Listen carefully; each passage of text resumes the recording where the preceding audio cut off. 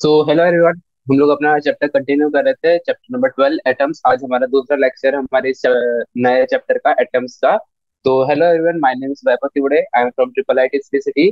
आई मेरे जेई में रैंक था 39,700। तो हम लोग अपना नया चैप्टर स्टार्ट करते हैं, मतलब इस चैप्टर का दूसरा लेक्चर स्टार्ट करते हैं, एटम्स। तो कल हमने एटम्स का ओवरव्यू लिया था कि एटम्स होता क्या है। इसमें इंट्रोडक्शन पढ़ा था, फिर हम लोगों ने दो मॉडल के बारे में पढ़ा था इसमें।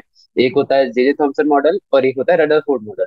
जेजे थॉमसन का मॉडल बहुत ज्यादा वो था, अलग रदरफोर्ड मॉडल से, और हम लोग जो फॉलो करते हैं वो कुछ टाइप का रदरफोर्ड मॉडल जैसा है। ये हम लोगों ने देखा था। फिर हम लोग ने जेजे थॉमसन कैसा दिखता है, क्या होता है, ये पढ़ा था। फिर रदरफोर्ड के अपन लोगों ने ये वाला एक्सपेरिमेंट के बारे में पढ़ा था, कौन सा, ये अल्फा पार्टिकल वाला, ये alpha particle scattering and Rutherford's nuclear model के बारे में पढ़ा था, ये 12.2 में।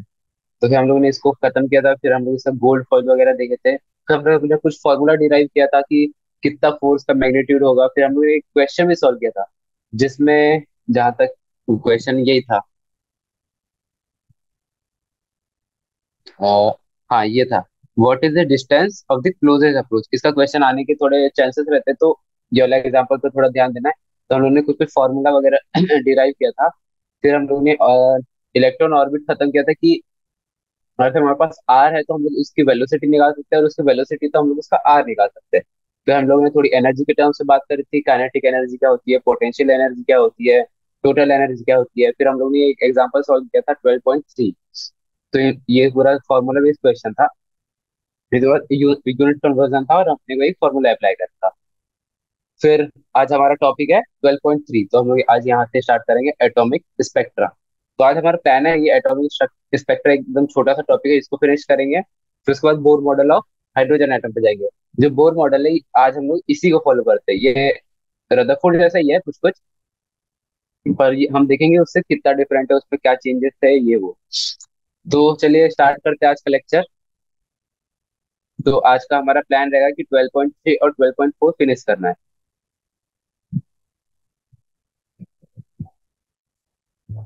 तो 12.3 एटॉमिक स्पेक्ट्रा। ओके, तो एटॉमिक स्पेक्ट्रम में हम लोग इस चीज की बात करेंगे, जैसे कि मैंने आपसे पहले कहा था कि कोई एटम है, उसमें प्रोटॉन है, उसके आजू बाजू इलेक्ट्रॉन रोटेट कर रहे हैं। तो इसके रोटेशन से, इसके वाइब्रेशन से जो रेडिएशन इमिट होंगे, हम लोग यहाँ पे उसी की बात करने वाले हैं। जो रेडिएशन इमिट हो रहे हैं, किस टाइप के रेडिएशन इमिट होंगे, उनकी वेवलेंथ क्या होगी, उनकी फ्रीक्वेंसी क्या होगी, ये सब हम लोग इस टॉपिक में बात करने वाले हैं। तो as mentioned in section 12.1, each element has a characteristic spectrum of radiation which it emits. When an atomic gas or vapor is excited at low pressure, usually by passing an electric current through it, it emitted radiation has a spectrum which contains certain specific wavelengths only. जैसे मैंने आपको बताया कि हर atom अपनी अपनी wavelength की radiation emit करता है, तो हम लोग इस टॉपिक में यही पढ़ेंगे कि क्या करता है, कैसे करता है।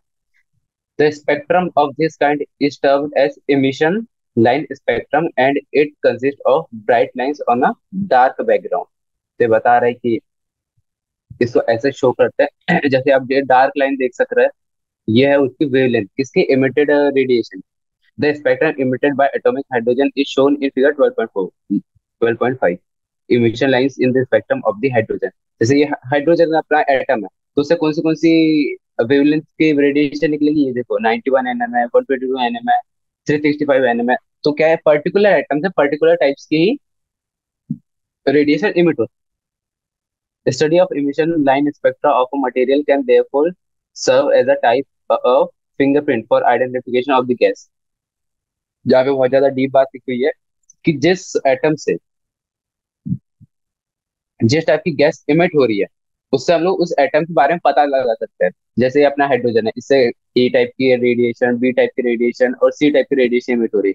तो अपने को ये पता रहेगा कि ए टाइप, बी टाइप और सी टाइप जब साथ में इमिट होते हैं, मतलब ये जो एटम है हाइड्रोजन है। ऐसे कोई दूसरा अपना एटम ले लेते हैं नाइट्रोजन का, तो उससे क्या पता कुछ दूसरी गैसेस इमिट हो रही है, ए हो रही होगी, डी इमिट हो रही होगी, और ई।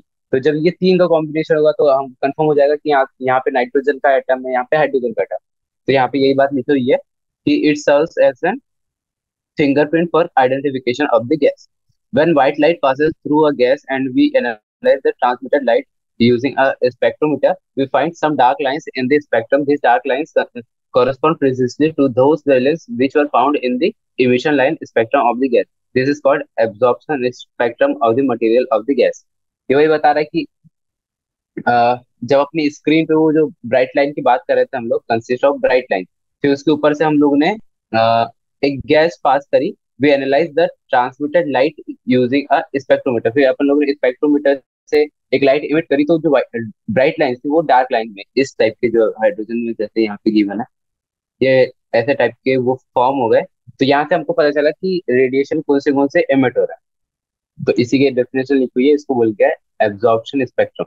मतलब पहले व्हाइट लाइट थी, फिर उसके ऊपर अपन लोगों ने स्पेक्ट्रोमीटर से कुछ इमिट किया, कुछ लाइट इमिट की, तो उसके बाद वो लाइंस डार्क।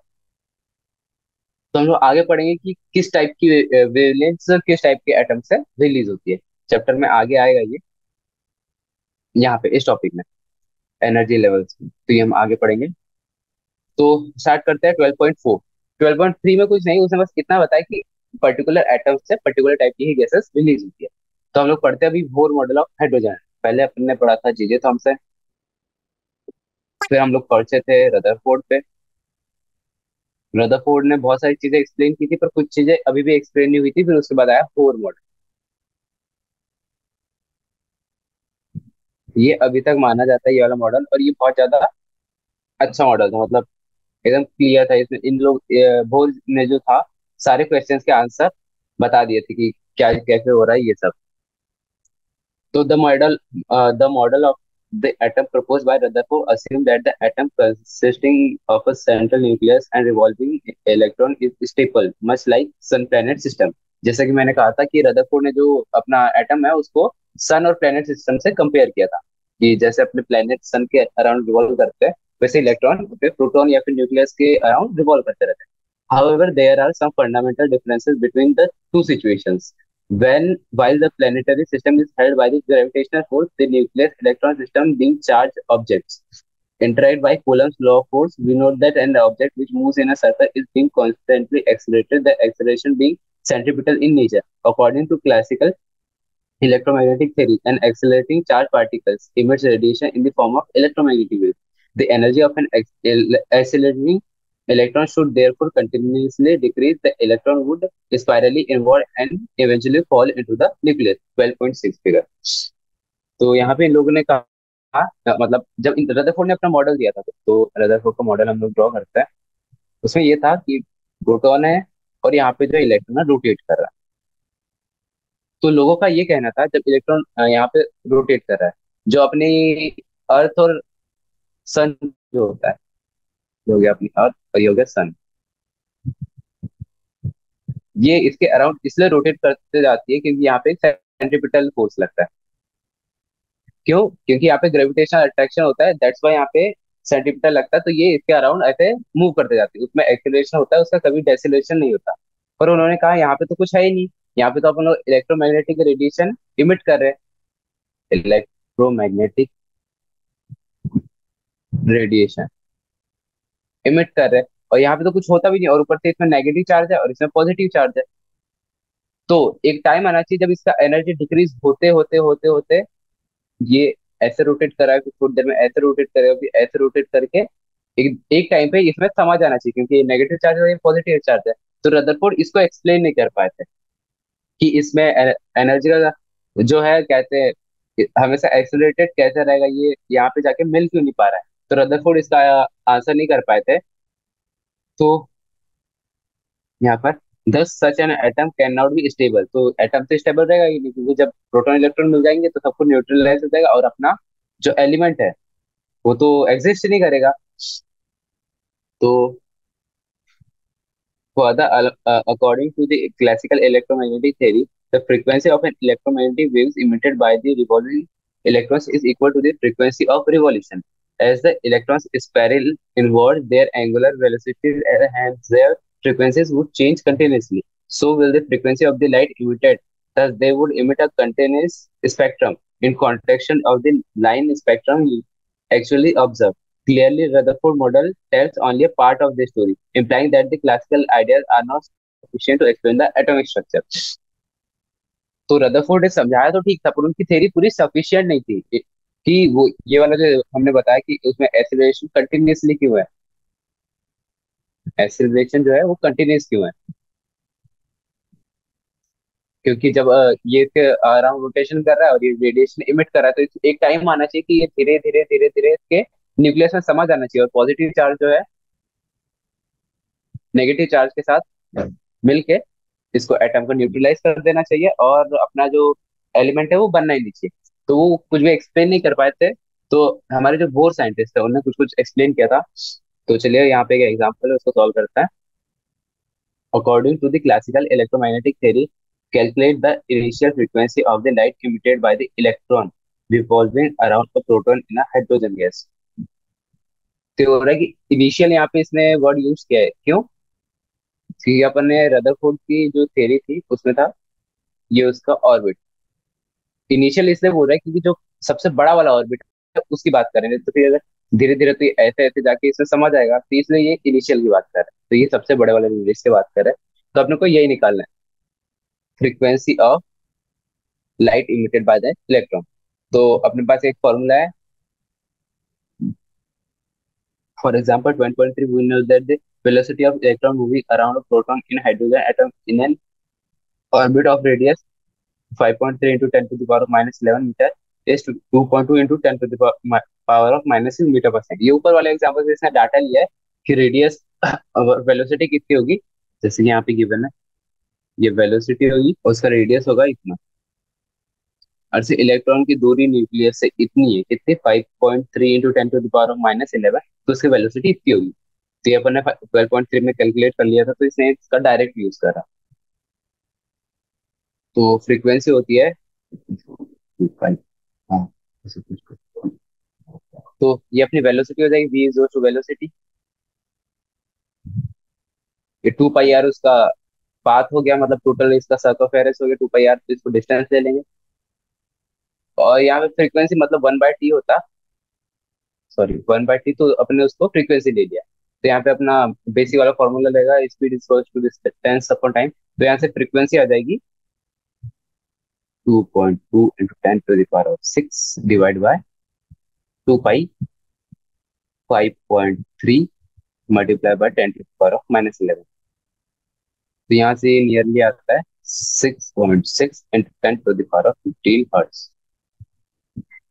तो according to the classical electromagnetic theory, we note that the frequency of the electromagnetic waves emitted by the revolving electron is equal to the frequency of its revolution around the nucleus. Thus, the initial frequency of the light emitted is 6.6 into 10 to the power of minus 15। जैसे कि हमने अभी अभी ऊपर पढ़ा था, जो initial frequency होगी उसके रोटेशन की, इनिशियल फ्रीक्वेंसी ऑफ रोटेशन वो किसके इक्वल होगी, frequency of light that has been emitted.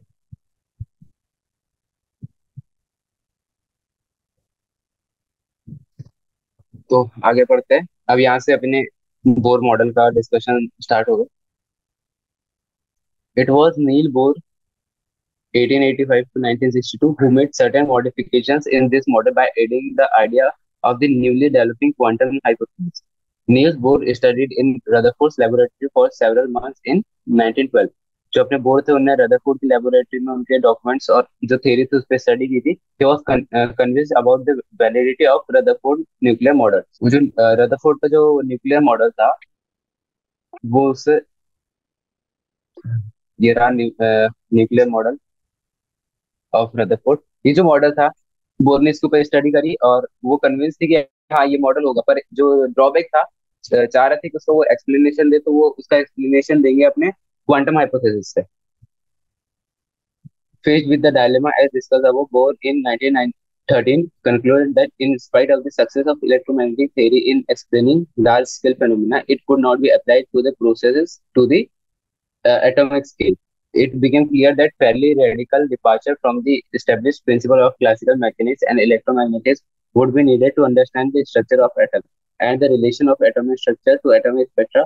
Bohr combines classical and early quantum concepts and gave his theory in the form of three postulates। These are, तो इसको बोलते हैं bore के postulate, three postulates 1 2 3 थोड़े important है और इसमें थोड़े फॉर्मूला वगैरह भी है, याद रखें। तो इसकी स्टडी मारेंगे हम लोग। Bohr's first postulate was that an electron in an atom could revolve in certain stable orbits without the emission of radiant energy। इसका पहला पोस्टुलेट था कि इलेक्ट्रॉन जो है वो अपने एक पर्टिकुलर स्टेबल ऑर्बिट में रोटेट करेगा, मतलब यहाँ का इलेक्ट्रॉन यही रोटेट करेगा और यहाँ का इलेक्ट्रॉन यही रोटेट करेगा, without the emission of radiant energy. ये कोई एनर्जी रेडिएट नहीं करेगा, कोई एनर्जी रेडिएट ही नहीं करेगा during revolve, contrary to the prediction of electromagnetic theory. मतलब इन्होंने इलेक्ट्रोमैग्नेटिक थ्योरी का मना करते हुए कहा कि ये एनर्जी रेडिएट नहीं करेगा, ये सिर्फ रिवॉल्व करेगा। According to this postulate each atom has certain definite stable state in which it can exist and each possible state has definite total energy, these are called stationary states of an atom। इन्होंने कहा कि जो energy होती है total energy वो हमेशा conserve रहती है, तो ये एनर्जी रेडिएट ही नहीं कर रहे तो ये हमेशा इसी पाथ में रोटेट करते जाएंगे, कभी पॉजिटिव चार्ज और नेगेटिव चार्ज कोलैप्स नहीं करेंगे और एटम जो है न्यूट्रल नहीं होगा। ये इनका पहला पोस्टुलेट था।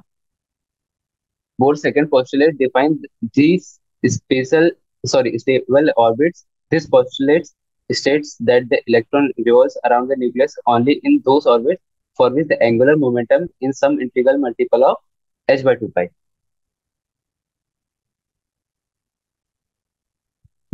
ये थोड़ा एक इंपॉर्टेंट फॉर्मूला है कि h by 2 pi इसी के जो इंटीग्रल मल्टीपल है, जैसे 1 h by 2 pi, 2 h by 2 pi, 3 h by 2 pi, इसी के जो एंगुलर मोमेंटम है एल, एंगुलर मोमेंटम को एल से डिनोट करेंगे। एल इक्वल टू या तो एच बाय टू पाई हो या तो 2h/2 पाई हो या फिर 3h/2 पाई हो।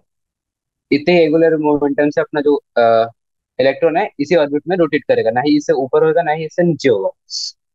तो where H is the Planck's constant, H की वैल्यू गिवन है, एच एक कांस्टेंट है जिसको हम प्लैंक्स कांस्टेंट बोलते हैं, और 2 पाई भी अपना एक कांस्टेंट है। तो अपना जो एंगुलर मोमेंटम है वो कांस्टेंट रहेगा for a particular orbit. Thus, the angular momentum of the orbit electron is quantized, that is L is equal to NH upon 2 pi। तो यहाँ पे अपने पास एक फॉर्मूला आता है L is equal to NH upon 2 pi where N is integer।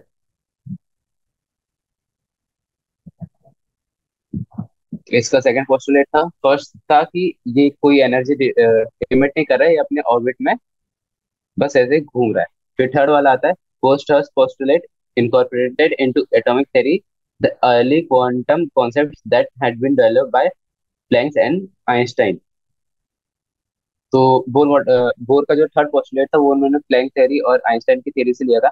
इस it it state that an electron might make a transition from one of its specified non radiating orbits to another of lower energy. When it does so, a photon is emitted having energy equal to the energy difference between the initial and final state. The frequency of the emitted photon is given by h nu e I minus e f। तो ये third postulate थोड़ा important है। यहाँ पे ये given है कि कोई ये प्रोटॉन है अपना पॉजिटिव चार्ज, इसका जो भी इलेक्ट्रॉन रोटेट कर,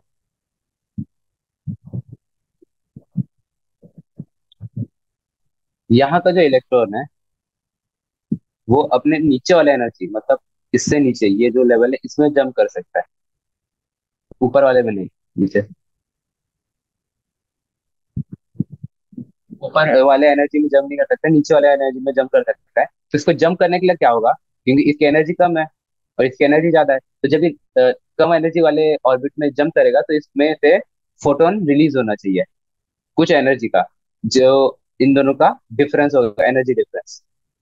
तो फोटोन की एनर्जी हो जाएगी E I minus E F, H nu is to E I, जो इनिशियल उसका था ऑर्बिट माइनस ई एफ। तो ये initial orbit minus energy of final orbit is equal to energy of photon. Energy of photon क्या होता है, E nu, sorry H nu. तो H यहाँ पे प्लैंक्स कांस्टेंट है जिसकी वैल्यू है 6.6 इंटू 10⁻³ सो यहाँ पर वही गिवन है E I is always greater than E F, क्योंकि जो अपना बाहर वाला ऑर्बिट होता है उसकी एनर्जी ज्यादा होती है अंदर वाला orbit से।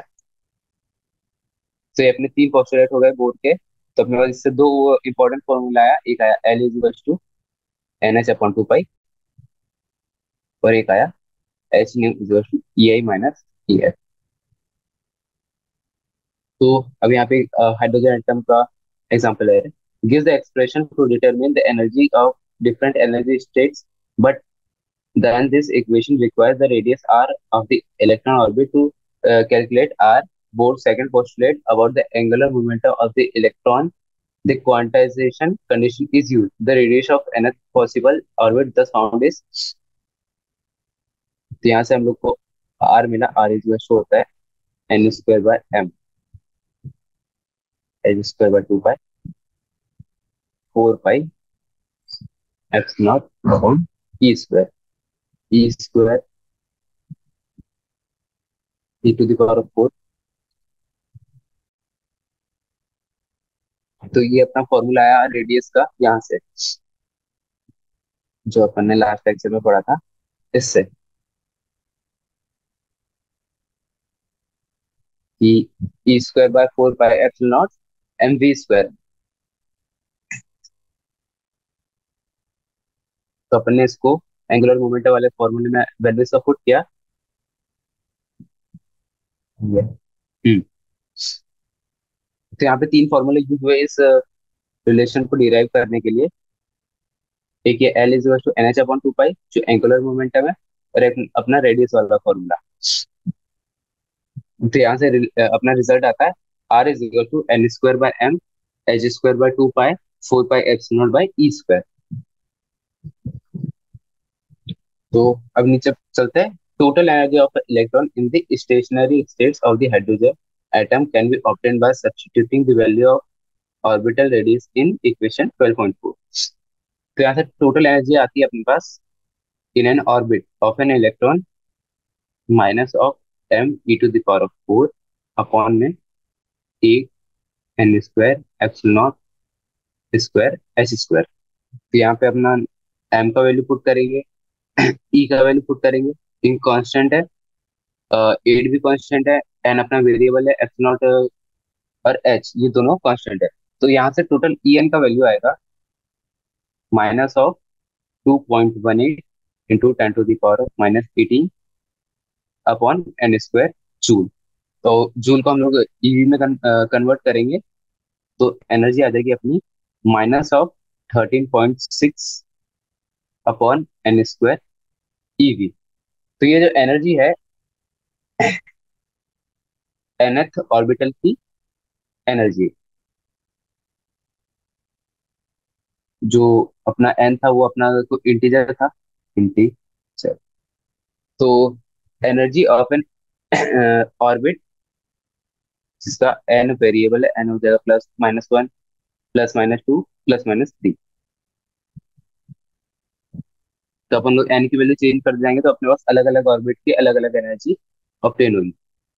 The negative sign of the total energy of an electron moving in an orbit means that the electron is bound with the nucleus. Energy will thus be required to remove the electron from the hydrogen atom to a distance infinitely far away from its nucleus. तो ये जो minus sign denote कर रहा है वो बता रहा है कि इतनी एनर्जी अपने को चाहिए जब अपने को इलेक्ट्रॉन प्रोटॉन से दूर ले जाना है। तो 12.4.1 एनर्जी लेवल्स। तो अपना ये वाला फॉर्मूला जो अभी अपने डिराइव किया ये थोड़ा इंपॉर्टेंट है, energy is to minus 13.6 by n square ev, where the energy of an atom is the least, मतलब largest negative value when its electron is revolving in an orbit closest to the nucleus, that is one for which n is equal to 1, for n is equal to 2 3 the absolute value of the energy E is smaller। मतलब यहाँ पे negative sign है, जैसे जैसे n increase करता जाएगा तो इसका एब्सोल्यूट वैल्यू डिक्रीज करता जाएगा, और ये नेगेटिव साइन के कारण इसका जो है वैल्यू इंक्रीज करता जाएगा।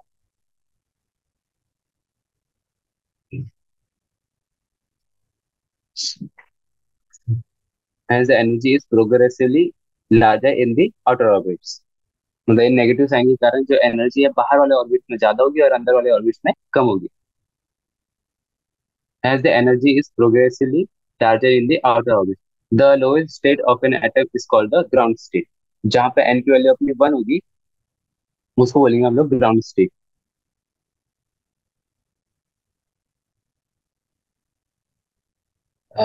Is that the lowest energy and electron revolving in the orbit of smallest radius is the Bohr radius a naught, the energy of the state is -13.6। जैसे हम लोग यहाँ पे n की वैल्यू यहाँ पे 1 पुट करेंगे तो एनर्जी आ जाएगी अपनी -13.6 eV।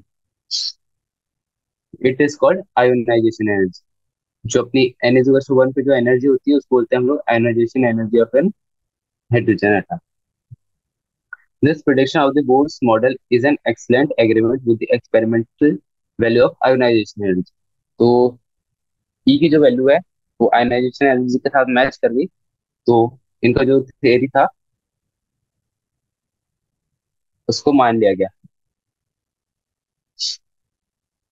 Eight room temperature most of the hydrogen atoms are in ground state. मतलब ग्राउंड स्टेट में मतलब उनकी एनर्जी है -13.6 eV। When a hydrogen atom receives energy, acquires sufficient energy to raise the electron to higher energy state, the atom is then said to be excited state।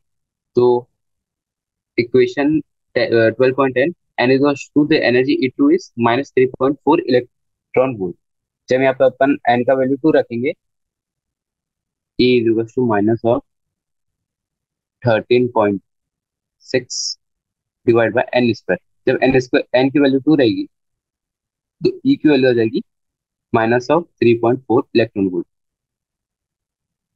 It means that the energy required to excite an electron in a hydrogen atom to its first excited state is an energy equal to E2 minus E1। तो ये बोल रहा है कि इस जो second वाला orbit है मतलब यहाँ पे हो जाएगा अपना n = 1 और ये हो जाएगा n = 2। तो यहाँ पे एनर्जी थी 13.6 और यहाँ पे एनर्जी थी 3.4। तो जब अपने को यहाँ से एटम एक्साइट करके यहाँ डालना है मतलब लोअर एनर्जी से हायर एनर्जी लेवल पे डालना है तो कितनी एनर्जी रिक्वायर्ड होगी। तो अपन करेंगे -3.4 माइनस ऑफ 13.6। तो यहाँ से अपने पास आ जाएगा वैल्यू 10.2 ईवी। तो अपने को 10.2 इलेक्ट्रो वोल्ट एनर्जी देनी पड़ेगी और अपने को एटम में जो है इलेक्ट्रॉन उसको एक्साइट करवाना है। तो इसको बोलते हैं excitation energy. Similarly E3 is 1.5 electron volt. जब अपन n की वैल्यू 3 डालेंगे किसमें इज इक्वल टू 13.6/3²। तो यहाँ पे वैल्यू आ जाएगा 1.51 इलेक्ट्रॉन वोल्ट। तो जब अपने को फर्स्ट ऑर्बिट से एक्साइट करके अपने को थर्ड ऑर्बिट में लाना है तो इसको एक्साइटेशन एनर्जी लगेगी -1.51 माइनस ऑफ 13.6। तो इसका वैल्यू आ जाएगा अपने पास 12.09 इलेक्ट्रॉन वोल्ट। तो फर्स्ट ऑर्बिट से थर्ड ऑर्बिट में लाने के लिए हमको एनर्जी लगती है 12.09 इलेक्ट्रॉन। और to excite the hydrogen atom from its ground state to second excited state 12.09। तो एक बार टर्मिनोलॉजी फिर से पढ़ लेते हैं। ये अपना न्यूक्लियस है जो n = 1 रहता है इसको ग्राउंड स्टेट कहते हैं। n = 2 है अपना फर्स्ट एक्साइटेड स्टेट। ये कंफ्यूज होते हैं यहाँ पे। और ये n = 3 होता है सेकंड एक्साइटेड स्टेट। ये होगा अपना ग्राउंड, ये होगा फर्स्ट एक्साइटेड, ये होगा second excited state.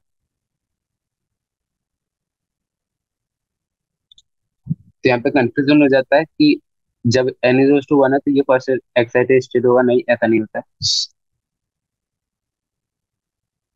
And so, from this excited state, the electron can then fall back to the state of lower energy, emitting the photons in the process। जैसे हमने बताया था अर्थ ऊपर वाली एनर्जी लेवल से नीचे वाले एनर्जी लेवल पे जाना है तो इसको एनर्जी रिलीज करनी पड़ेगी। और वो एनर्जी कितना होगा H initial minus E of final. Thus, the as the excitation of hydrogen atom increases, the value of minimum energy required to free the electron from the excited atom decreases. जैसे जैसे इसकी energy increase होगी, मतलब ये बाहर वाले orbit में जाते जाएगा, जैसे अपना ये एन इज इक्वल टू 4 हो गया, यहाँ से जो इलेक्ट्रॉन है इसको फ्री करवाना ज्यादा इजी होगा as compare to n is equal to 1, क्योंकि इसको ज्यादा एनर्जी अपने को देनी पड़ेगी जब अपने को इसको इन्फिनिटी डिस्टेंस पे ले जाना है, और यहाँ पे कम एनर्जी देनी पड़ेगी। तो यहाँ पे वही लिखा हुआ है, the energy level diagram for the stationary states hydrogen atom computed from equation 12.1 is given in the figure 12.7। तो ये अपना फिगर 12.7 है, ये थोड़ी इंपॉर्टेंट है, इसको देखेंगे कि जब n इज टू 1 रहता है इसको बोलते हैं ग्राउंड स्टेट।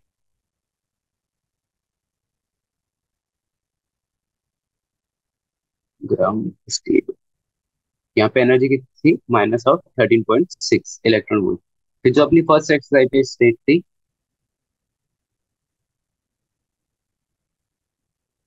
यहाँ पे था अपना -3.4 eV when n is to 2। N is to 3 पे अपना आया था -1.51 इलेक्ट्रॉन वोल्ट। ये क्या था, सेकंड एक्साइटेड स्टेट। ये आपको डाटा याद रहना चाहिए। थर्ड एक्साइटेड स्टेट था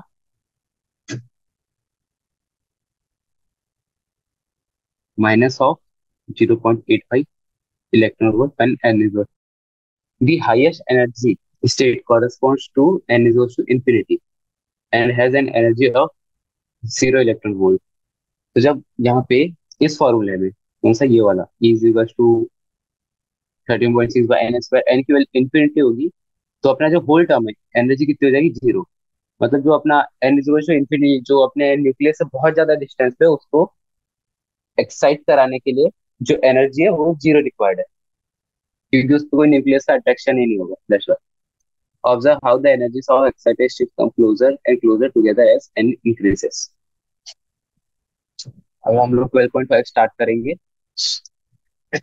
तो एक बार समराइज कर लेते हैं अपन लोगों ने 12.3 और 12.4 में क्या पढ़ा है अभी तक। ओके, सो 12.3 में अपन लोगों ने स्टार्ट किया था, तो अपने को ये पता चला था कि जो अलग अलग एटम है, different atom produces different wavelength, sorry different atom produces radiation of different wavelength. मतलब जो डिफरेंट एटम होते हैं वो डिफरेंट टाइप के रेडिएशन एमिट करते हैं, तो उनका वेवलेंथ भी डिफरेंट होता है। तो हम लोग इस प्रॉपर्टी से अलग अलग जो एटम है उनको आइडेंटिफाई कर सकते हैं कि कौन सा एटम किस टाइप के वेवलेंथ के रेडिएशन एमिट कर रहा है, तो हम लोग पर्टिकुलरली बता सकते हैं कि ये वाले एटम से एमिट हो रहा है। तो हम लोग 12.4 पे पहुंचा था, Bohr model of hydrogen atom. तो बोर ने अपने 3 पोस्टुलेट दिए थे, जिससे वो रदरफोर्ड मॉडल के जो ड्रॉबैक थे कि जो एनर्जी है ऑफ इलेक्ट्रॉन वो धीरे धीरे डिक्रीज कर जाएगा, तो उसके लिए बोर ने 3 पोस्टुलेट दिए थे कि ऐसा नहीं होता है कि जो अपने जो इलेक्ट्रॉन होते हैं जब वो रोटेट करते हैं तो वो इमिशन ऑफ रेडिएंट एनर्जी नहीं करते हैं, मतलब किसी टाइप का रेडिएशन एमिट नहीं करता है। और दूसरा पोस्टुलेट था कि जो अपना एंगुलर मोमेंटम होता है एल, वो हमेशा इंटीग्रल मल्टीपल ऑफ h/2 पाई के होता है। तो ये अपना इंपॉर्टेंट फॉर्मूला था। तो फिर हम लोग ने इससे कुछ कुछ निकाला था, जिसमें h जो अपना था वो प्लैंक्स कांस्टेंट था, जिसकी वैल्यू थी 6.6 इंटू 10⁻⁻34 जूल से। तो जो अपना थर्ड पोस्टुलेट था कि जब अपना जो इलेक्ट्रॉन है वो हाइयर एनर्जी लेवल से लोअर एनर्जी लेवल में आता है, तो वो किसी फ्रीक्वेंसी या फिर किसी एनर्जी का वो फोटोन रिलीज करता है, जिसकी एनर्जी होती है इनिशियल माइनस ई फाइनल। मतलब जो बाहर वाले ऑर्बिट होते हैं उनकी एनर्जी ज्यादा होती है, तो इनिशियल की वैल्यू ज्यादा होगी, और अंदर वाले ऑर्बिट की वैल्यू कम होती है एनर्जी की, तो वो कम होगी। तो इसकी एक पॉजिटिव वैल्यू आएगी अपने पास, जो कि एच न्यू की इक्वल हो जाएगी। एच न्यू क्या है, energy of that photon that has been release. फिर हम लोग ने यहाँ से एक इंपॉर्टेंट वाला रिजल्ट डिराइव किया था, energy of an particular orbit is minus of 13.6 divided by n square, where n is the number of orbit, कौन से नंबर के ऑर्बिट है। इलेक्ट्रॉन वो। तो अपन लोग ने यहाँ पे एन की वैल्यू चेंज करते गए थे तो अपने पास आया था 2 1। फिर ई की वैल्यू आई थी -3.5, फिर आई थी -1.51, फिर आई थी 0.85 समथिंग। फिर अपनी एनर्जी आई थी। फिर हम लोग ने एनर्जी लेवल्स पढ़ा था कि जब लोअर एनर्जी लेवल से हायर एनर्जी में जाता है तो उसको एनर्जी देनी पड़ती है। यहाँ से यहाँ जाने के लिए एनर्जी देनी पड़ती है और यहाँ से यहाँ जाने के लिए एनर्जी रिलीज करनी पड़ती है। तो और जब आर इज इंफिनिटी होता है तो उसका जो न्यूक्लियस का अट्रैक्शन जो होता है उस पर्टिकुलर इलेक्ट्रॉन पे जीरो हो जाता है, तो यहाँ पे कोई एनर्जी देनी नहीं पड़ती for excitation. That we studied here. फिर उसके बाद हम लोग का 12.5 पे पहुंचे, नया वाला टॉपिक है the line spectra of an hydrogen atom. तो 12.5 स्टार्ट करते ही छोटा सा टॉपिक है। हाँ, तो the line spectra of hydrogen atom 12.5। According to the third postulate of Bohr's model, when an atom makes a transition from higher energy state with the quantum number n1 to the lower energy state with the quantum number nf, where ni is greater than nf, the difference of energy is carried away by a photon of frequency nu, such that h nu is equals to E of ni minus E of nf। कि हमने relation अभी अभी bore के third postulate में पढ़ा, जब अपन higher energy state से lower में जाते तो अपना इलेक्ट्रॉन जो है वो एक फोटोन इमिट करता है जिसकी फ्रीक्वेंसी न्यू होती है, तो उसकी टोटल एनर्जी हो जाती है H two E I minus E F. अपन लोगों ने थर्ड पोस्टुलेट में पढ़ लिया था। तो यहाँ पे लिखा है since both NF and NI are integers, this immediately shows that in transition between different atomic levels, light is radiated in various discrete frequency। तो ये कह रहा है कि जब इसमें से इसमें ट्रांसफर हुआ हायर से लोअर में, तो इसने फोटोन रिलीज किया, तो इसका न्यू मतलब फ्रीक्वेंसी जो थी वो कुछ थी, फ्रीक्वेंसी न्यू थी। तो जब फ्रीक्वेंसी रिलीज हुई तो यहाँ पे लाइट भी रेडिएट हुई होगी। व्हेन एनर्जी इज रेडिएटेड तो साथ में कुछ लाइट रेडिएट की गई होगी। thus the various lines in an atomic spectra are produced when electrons jump from higher energy state to lower energy state and photons are emitted। तो जो अपन ने रदरफोर्ड जी ने कहा था कि जब ये रोटेट करता है, इलेक्ट्रॉन रोटेट कर रहा हो, तब ये एनर्जी रिलीज करता है। तो इसी कारण जो है वेवलेंथ की जो लाइट डिफरेंट वेवलेंथ के जो रेडिएशन होते हैं वो इमिट होते हैं। पर बोर ने कहा था कि ऐसा कुछ नहीं होता, वो अपने एक्सिस में चुपचाप घूमते रहते हैं, कुछ रेडिएट वगैरह नहीं करते। तो फिर जो रेडिएशन आता है वो आता कहाँ से है? तो फिर ये यहाँ पे एक्सप्लेन किया गया कि जब अपने जो इलेक्ट्रॉन है वो हायर एनर्जी लेवल से लोअर एनर्जी लेवल पे जाते हैं और जो फोटोन रिलीज होते हैं वो रेडिएशन जो होता है वो हमको दिखता है when there is transition between the n's, मतलब ऑर्बिट। तभी जाके रेडिएशन रिलीज होता है और वही रेडिएशन जो है हमको दिखता है। तो ये बोर के मॉडल में क्लियरली स्पेसिफाई कर दिया गया था। जो रदरफोर्ड ने कहा था वो थोड़ा गलत कह दिया था कि जो रोटेशन है उससे इमिट होता है। पर यहाँ पे रोटेशन से नहीं, जब अपन लोग एक्साइटेड स्टेट से मतलब हायर एनर्जी लेवल से लोअर एनर्जी लेवल पे जाते हैं तब एक्साइट होता है, मतलब तब रिलीज होता है। This spectral lines are called emission lines, but when an atom absorbs a photon that has precisely the same energy needed by the electron in a lower energy state to make transition to a higher energy state, the process is called absorption। तो अपन लोगों ने अभी बात की कि radiation कब emit होता है, जब हायर से लोअर में जाता है। तो हायर से लोअर पे जाने पे रेडिएशन इमिट हुआ और हमको पता चल गया कि हाँ ठीक है रेडिएशन इमिट होता है। Now if some electron is in n is equal to something, फिर जब उसको हायर एनर्जी लेवल पे जाना रहता है तो जब वो किसी फोटोन को एब्जॉर्ब कर लेता है जिसका एनर्जी उतना ही है जितना इसको एक्साइट करने के लिए एनर्जी चाहिए रहता है। जैसे यहाँ पे एनर्जी इसका E1 है और यहाँ पे जाने के लिए इसको E2 चाहिए, और कोई अपना फोटोन आया वो उसका वैल्यू है एनर्जी का E I - EF, मतलब उतना ही एनर्जी है जितना इसको चाहिए एक्साइट होने के लिए। तो जब इसने इस फोटो को एब्जॉर्ब कर लिया तो इस फेनोमेन को बोलते हैं एब्जॉर्प्शन। तो एब्जॉर्प्शन वाला फेनोमेनन यहाँ पे होता है जब वो फोटोन को एब्जॉर्ब कर लेता है और एक्साइट हो जाता है वो electron particular. Thus, if photons with a continuous range of frequencies pass through a rarefied gas and these are analyzed with a spectrometer, a series of dark spectral absorption line appears in the continuous spectrum. The dark line indicates the frequency that has been absorbed by the atomic of the gas, atoms of the gas. तो जब हम ये अपने spectrometer से detect करते हैं frequencies को और एनालाइज करते हैं, जो डार्क स्पेक्ट्रल एब्जॉर्प्शन आता है, मतलब जैसे अपन ने ऊपर में पढ़ा था इस फिगर में। हाँ हाँ, ये जो डार्क वाले हैं,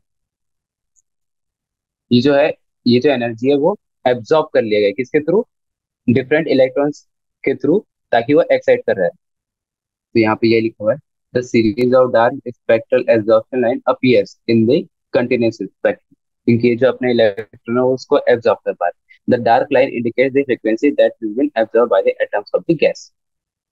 So, the explanation of the hydrogen atom spectrum provided by Bohr's model was a brilliant achievement which greatly stimulated progress towards the modern atomic theory. In 1922, Bohr was awarded Nobel Prize in Physics. तो जो bore का जो model था वो पूरा का पूरा Rutherford के मॉडल के ऊपर डिपेंड था। बस उनने क्या किया था, जो रदरफोर्ड का मॉडल था उसमें एक ही ड्रॉबैक था, उन्होंने कह दिया था कि जब रोटेशन होता है इलेक्ट्रॉन का तो वो एक एनर्जी इमिट करता है। तो लोगों का कहना था जब ये एनर्जी इमिट कर रहा है तो एक टाइम आना चाहिए जब इसके एकदम होते होते होते होते ये इलेक्ट्रॉन जो है प्रोटॉन में समा जाना चाहिए, कोलैप्स कर जाना चाहिए।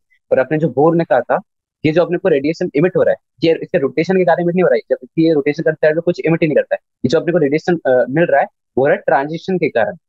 जब अपना एटम हाइयर से लोअर एनर्जी में जाता है, हाइयर एनर्जी स्टेट से लोअर एनर्जी स्टेट में जाता है, तो जो अपना फोटोन रिलीज करता है एच एनर्जी का, तो उसके कारण जो अपने को रेडिएशन होता है ये वो रेडिएशन है। तो बोर ने उनका जो एक पोस्टुलेट था उसको क्लियर कर दिया और सब लोग इससे सहमत थे कि हाँ ठीक है ये मॉडल है, इसमें कोई ड्रॉबैक नहीं है। तो बोर को 1922 में नोबेल प्राइज मिला in physics for the discovery of atom.